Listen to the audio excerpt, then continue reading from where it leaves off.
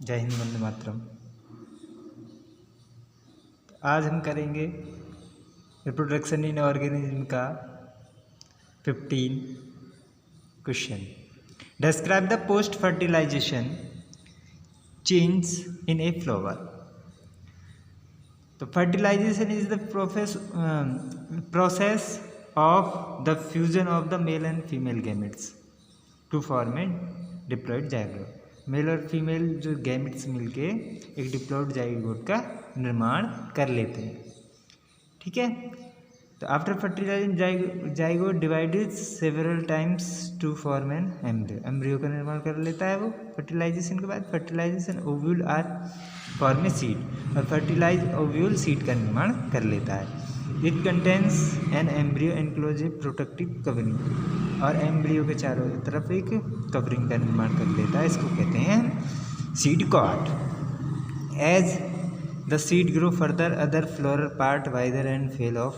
This leads to the growth of the ovary, enlarge and ripen to a become fruit with a thick wall called the pericarp.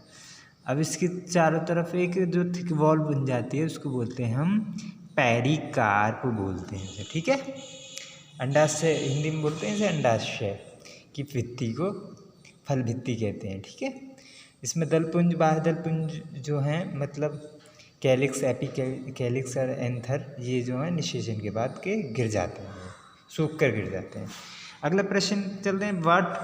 What is a bisexual flower. Bisexual flower collect 5 bisexual flower from your neighbourhood and with the help of your teacher find out their common and scientific name. Scientific name बताने। A flower content that both the male and female reproductive structure stamen and pistil, मतलब नर और मादा के reproduction structure होते हैं, जैसे mail का स्टेमन और इसका फीमेल का pistil. Is called a bisexual. दोनों जो फ्लावर में उपस्थित हों, जैसे देखो इसमें दिखाई दे रहे हैं, इसमें मेल ये रहा और फीमेल जो है ये वाला पार्ट जो हो गया कार्पल, और ये रहा स्टिल। ठीक है। तो इसको बोलते हैं हम, दोनों उपस्थित हों तो उसको बाइसेक्सुअल बोलेंगे। ठीक है।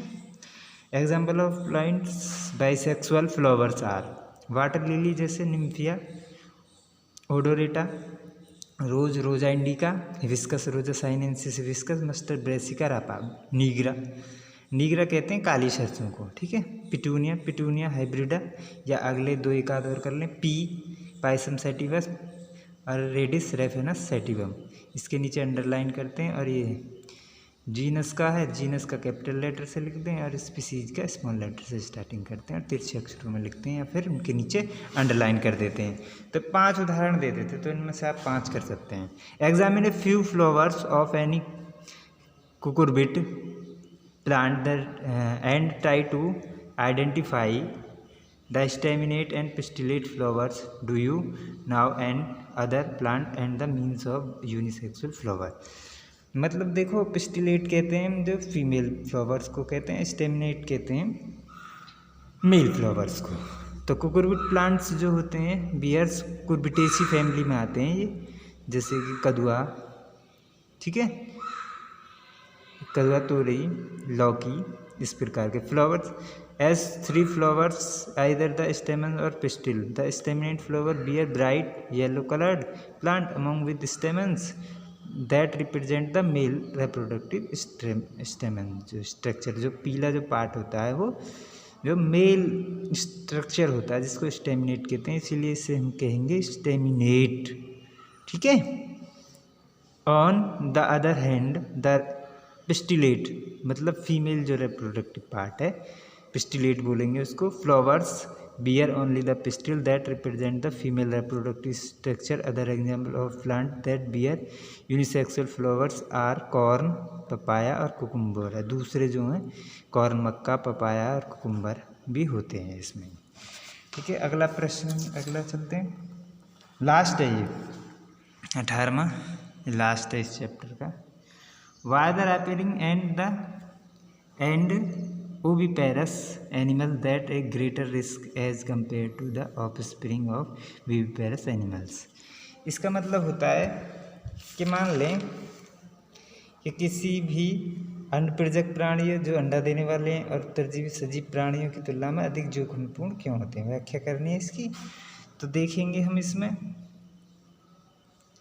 Oviparous animals lay eggs outside their body, वो हमारे बॉडी से अलग होते हैं। As a result of the eggs of these animals are under constant threat from various environmental factors, उन्हें इन्वायरमेंटल फैक्टर्स से भी जूझना पड़ता है। On the other hand in viviparous animals के तुलना में the development of the eggs take place inside the body of the female, ये बॉडी जो फीमेल से अलग होते हैं इनका निर्माण। Hence the offspring of an eggs layering of oviparous animal is at greater risk as a compare to the offspring of a viviparous animal which gives birth to its young once.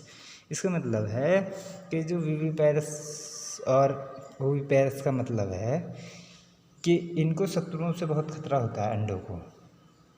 कई बार इन्हें environmental factor से pH मान जैसे दाव रसायन इत्यादि से लड़ना पड़ता है, तो बहुत सारे इनको शत्रु जो हैं उनको खा जाते हैं। तो इनका निर्माण मतलब इनकी बॉडी में से जीव का जन्म नहीं हो पाता, एडल्ट नहीं बन पाते वो, इससे ही शत्रुओं को वो शिकार हो जाते हैं। ठीक है, इस कभी कभी उनको दूर जाना पड़ता है अंडों को छोड़ के पक्षियों को, तो भी नहीं हो पाता। तो इस प्रकार वो कम ही रिस्क जो है उन्हें ज़्यादा लेना पड़ता है। ठीक है, तो इसके स्क्रीनशॉट ले लेंगे, स्क्रीनशॉट सही आ रहा होगा, ले लेंगे स्क्रीनशॉट। ओके, इसका स्क्रीनशॉट ले लेंगे।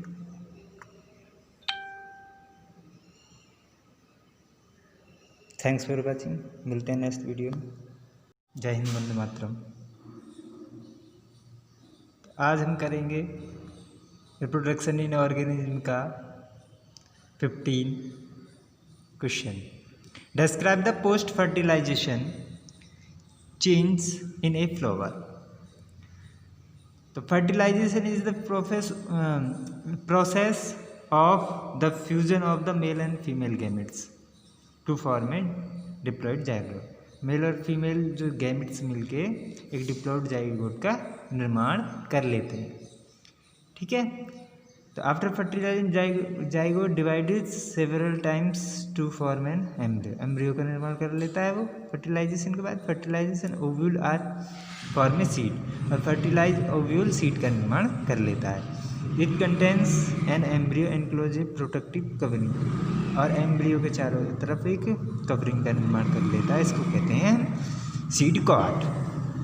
As the seed grow further other floral part wither and fall off, this leads to the growth of the ovary enlarge and ripen to a become fruit with a thick wall called the pericarp. अब इसके चारों तरफ एक जो thick wall बन जाती है उसको बोलते हैं हम पेरिकार्प बोलते हैं। ठीक है, अंडाशय हिंदी में बोलते हैं इसे अंडाशय की भित्ति को फल भित्ति कहते हैं। ठीक है, इसमें दलपुंज बाह्य दलपुंज जो हैं मतलब कैलिक्स एपिकैलिक्स और एंथर, ये जो है निषेचन के बाद के गिर जाते हैं, सूख कर गिर जाते हैं। अगला प्रश्न चलते हैं, what is a bisexual flower. Bisexual flower collect 5 bisexual flower from your neighbourhood and with the help of your teacher find out their common and scientific name. Scientific name बताने। A flower content that both the male and female reproductive structure stamen and pistil, मतलब नर और मादा के reproduction structure होते हैं, जैसे mail का स्टेमन और इसका फीमेल का pistil, is called a bisexual. दोनों जो फ्लावर में उपस्थित हों, जैसे देखो इसमें दिखाई दे रहे हैं, इसमें मेल ये रहा और फीमेल जो है ये वाला पार्ट जो हो गया कार्पल और ये रहा स्टिक। ठीक है, तो इसको बोलते हैं हम, दोनों उपस्थित हों तो उसको बाइसेक्सुअल बोलेंगे। ठीक है, example of plants bisexual flowers are water lily जैसे Nymphaea, odorata, rose Rosa indica, Hibiscus rosa sinensis hibiscus, mustard Brassica rapa, nigra, नीग्रा कहते हैं काली सरसों को, ठीक है। पिटूनिया, पिटूनिया हाइब्रिडा, या अगले दो एक आध और कर लें, पी पायसम सैटिवस और रेडिस रेफेनस सैटिवम, इसके नीचे अंडरलाइन करते हैं। और ये जीनस का है, जीनस का कैपिटल लेटर से लिखते हैं और स्पीसीज का स्मॉल लेटर से स्टार्टिंग करते हैं और तिरछे अक्षरों में लिखते हैं या फिर उनके नीचे अंडरलाइन कर देते हैं। तो 5 उदाहरण दे देते, तो इनमें से आप 5 कर सकते हैं। Examine a few flowers of any cucurbit plant and try to identify the staminate and pistillate flowers do you now and other plant and the means of unisexual flower. मतलब देखो, पिस्टिलेट कहते हैं जो फीमेल फ्लावर्स को कहते हैं, staminate कहते हैं मेल फ्लावर्स को। तो कुकुरबिट प्लांट्स जो होते हैं बियर्स कुर्बिटेसी फैमिली में आते हैं ये, जैसे कि कदुआ, ठीक है, कदुआ, तोरई, लौकी, इस प्रकार के flowers. As 3 flowers either the stamen और pistil, the staminate flower bear bright yellow coloured plant among with stamens that represent the male reproductive stamen. जो स्ट्रक्चर, जो पीला जो पार्ट होता है वो जो मेल स्ट्रक्चर होता है जिसको स्टेमिनेट कहते हैं, इसीलिए इसे हम कहेंगे स्टेमिनेट, ठीक है। On the other hand the pistillate, मतलब फीमेल जो रिप्रोडक्टिव पार्ट है, पिस्टिलेट बोलेंगे उसको। Flowers bear only the pistil that represent the female reproductive structure. Other example of plant that bear unisexual flowers are corn, papaya और cucumber है। दूसरे जो हैं कॉर्न, मक्का, पपाया और कुकुम्बर भी होते हैं इसमें, ठीक है। अगला प्रश्न, अगला चलते हैं, लास्ट है ये 18वां, लास्ट है इस चैप्टर का। Why the appearing and oviparous animal that a greater risk as compared to the offspring of viviparous animals। इसका मतलब होता है कि मान लें कि किसी भी अनप्रजक प्राणी जो अंडा देने वाले हैं और उत्तरजीवी सजीव प्राणियों की तुलना में अधिक जोखिमपूर्ण क्यों होते हैं, व्याख्या करनी है इसकी। तो देखेंगे हम इसमें, oviparous animals lay eggs outside their body, वो हमारे बॉडी से अलग होते हैं। As a result of the eggs of these animals are under constant threat from various environmental factors, उन्हें इन्वायरमेंटल फैक्टर्स से भी जूझना पड़ता है। On the other hand in viviparous animals के तुलना में the development of the eggs take place inside the body of the female, ये बॉडी जो फीमेल से अलग होते हैं इनका निर्माण। Hence the offspring of an eggs layering of oviparous animal is at greater risk as a compare to the offspring of a viviparous animal which gives birth to its young ones. इसका मतलब है कि जो viviparous और oviparous का मतलब है कि इनको शत्रुओं से बहुत खतरा होता है अंडों को। कई बार इन्हें इन्वायरमेंटल फैक्टर से पीएच मान जैसे दाव, रसायन इत्यादि से लड़ना पड़ता है, तो बहुत सारे इनको शत्रु जो हैं उनको खा जाते हैं।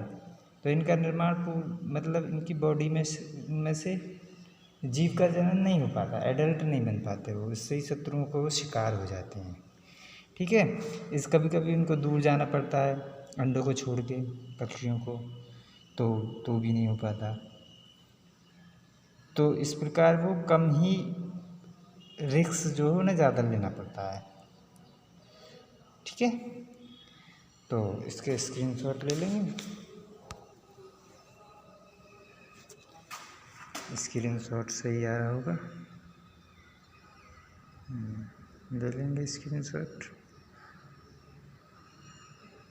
ओके। इसका स्क्रीनशॉट ले लेंगे।